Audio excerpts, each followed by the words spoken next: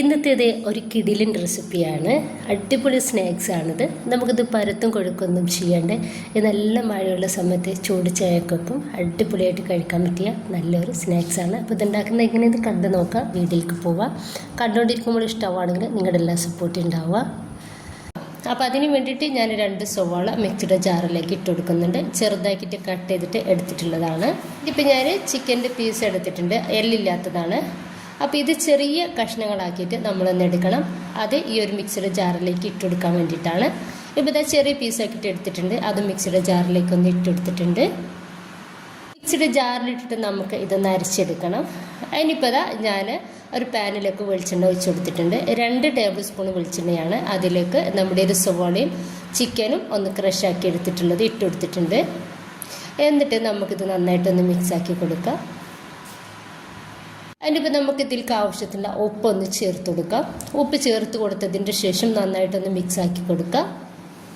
ഈ ഒരു ചിക്കൻ നമുക്ക് വൈറ്റ് കളറായിട്ട് കിട്ടും വരെ നന്നായിട്ട് തന്നെ ഒന്ന് മിക്സാക്കി കൊടുക്കണം. അതിൻ്റെ ശേഷം നമുക്കിതൊന്ന് മൂടി വെച്ചിട്ട് ലോ ഫ്ലെയിമിൽ ഒന്ന് റെഡിയാക്കിയിട്ടെടുക്കാം. എടുത്തിട്ട് നമ്മളിതുപോലെ ഒന്ന് മിക്സാക്കി കൊടുക്കാൻ വേണ്ടിയിട്ട് മറക്കരുത്. ഇനിയിപ്പോൾ ഇതിലോട്ട് 1/2 ടീസ്പൂൺ മഞ്ഞൾപ്പൊടിയും 1/4 ടീസ്പൂൺ ഗരം മസാല പൗഡറും പച്ചമുളകിൻ്റെ പേസ്റ്റാണ് അരച്ചെടുത്തിട്ടുള്ളതാണ്, അത് 1 ടീസ്പൂണും അതുപോലെ തന്നെ ഇഞ്ചി വെളുത്തുള്ളിയുടെ പേസ്റ്റ് 1 ടീസ്പൂണും ഇട്ടെടുത്തിട്ടുണ്ട്. 1 ടേബിൾ സ്പൂൺ തക്കാളിയുടെ പേസ്റ്റ് കൂടി ചേർക്കുന്നുണ്ട്. അപ്പോൾ ഈ ഒരു തക്കാളിയുടെ പേസ്റ്റ് നിങ്ങൾക്ക് ഒരു തക്കാളി മിക്സിയിലിട്ട് അടിച്ചിട്ട് അത് ചേർത്ത് കൊടുത്താലും മതി.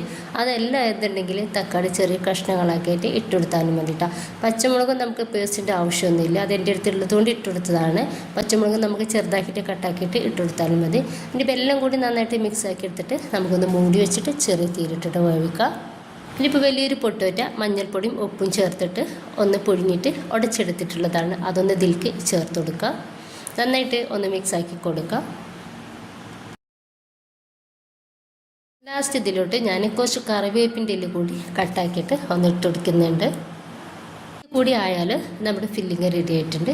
നമുക്കിതൊന്ന് മാറ്റി വെക്കാം.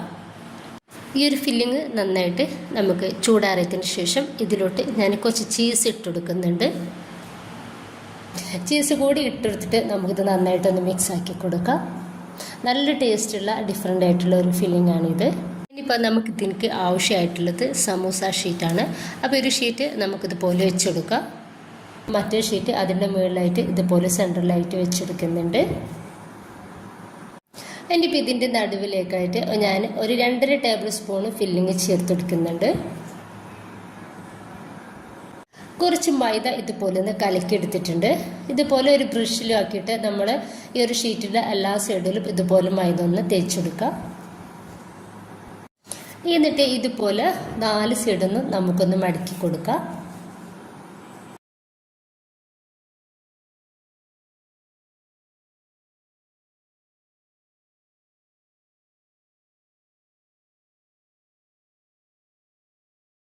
അപ്പോൾ ഇതാ ഇതുപോലെ ഒന്ന് റെഡിയാക്കിയിട്ട് എടുത്തിട്ടുണ്ട്. അതിനിപ്പോൾ ഒരു സ്നാക്സിൻ്റെ മുകളിലോട്ടായിട്ട് നമ്മളിതാ ഇതുപോലെ കുറച്ച് മൈദ ബ്രഷ് വെച്ചിട്ട് എല്ലാ സൈഡിലും ഒന്ന് തൂവി കൊടുക്കാം.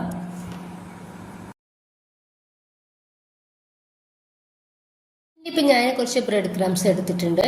അപ്പോൾ ഇത് ഫ്രീസറിൽ കുറച്ച് നേരം വെച്ചിട്ടുണ്ടായിരുന്നു കേട്ടോ. പൊടിച്ചെടുത്തതിൻ്റെ ശേഷം അങ്ങനെ ഫ്രീസറിൽ വെച്ചതിൻ്റെ ശേഷം നമ്മൾ ഇതുപോലെ റെഡിയാക്കിയിട്ട് എടുക്കുകയാണെന്നുണ്ടെങ്കിൽ നമ്മൾ കയ്യിൽ വല്ലാണ്ട് ഒട്ടിപ്പിടിക്കാത്ത രീതിയിൽ തന്നെ നമുക്കിത് റെഡിയാക്കിയിട്ട് എടുക്കാൻ വേണ്ടിയിട്ട് പറ്റും. നല്ല പെർഫെക്റ്റ് ആയിട്ട് നമുക്കൊരു സ്നാക്സും ഈ ഒരു ബ്രെഡ് ക്രംസ് ശരിയായിട്ട് കിട്ടും. ഇനിയിപ്പോൾ ഇത് ഞാൻ ഇതുപോലെ ഒന്ന് റെഡിയാക്കിയിട്ട് എടുത്തിട്ടുണ്ട്. ബാക്കി മുഴുവൻ സ്നാക്സും നമ്മളിതുപോലെ ഒന്ന് റെഡിയാക്കിയിട്ട് എടുക്കാം. അപ്പോൾ മുഴുവനായിട്ട് തന്നെ ഞാൻ സ്നാക്സ് ഒന്ന് റെഡിയാക്കിയിട്ട് എടുത്തിട്ടുണ്ട്. നന്നായിട്ട് എണ്ണയിലേക്ക് ഇട്ടെടുക്കുകയാണ്. നമ്മൾ സ്നാക്സൊക്കെ റെഡിയാക്കിയിട്ട് എടുക്കുന്ന സമയത്ത് നമ്മൾ തീ മീഡിയം ഫ്ലെയിമിലേക്ക് ഇട്ടിട്ട് വേണം ഒന്ന് ഫ്രൈ ആക്കിയിട്ട് എടുക്കാൻ വേണ്ടിയിട്ട്. ലോ ഫ്ലെയിമിൽ ഇട്ടിട്ട്, കാരണം നന്നായിട്ട് എണ്ണ കുടിക്കും നമ്മുടെ ഒരു സ്നാക്സ്. ഹൈ ഫ്ലെയിമിൽ ഇടുകയാണെന്നുണ്ടെങ്കിൽ വേഗത്തിൽ കരിഞ്ഞു പോവുകയും ചെയ്യും. ഇനിയിപ്പോൾ തിരിച്ചും മറിച്ചും ഇട്ടിട്ട് നമുക്ക് ഇതൊന്ന് റെഡിയാക്കിയിട്ട് എടുക്കാം. ഇപ്പോൾ നമ്മുടെ സ്നാക്സ് ഒന്ന് റെഡി ആയിട്ടുണ്ട്.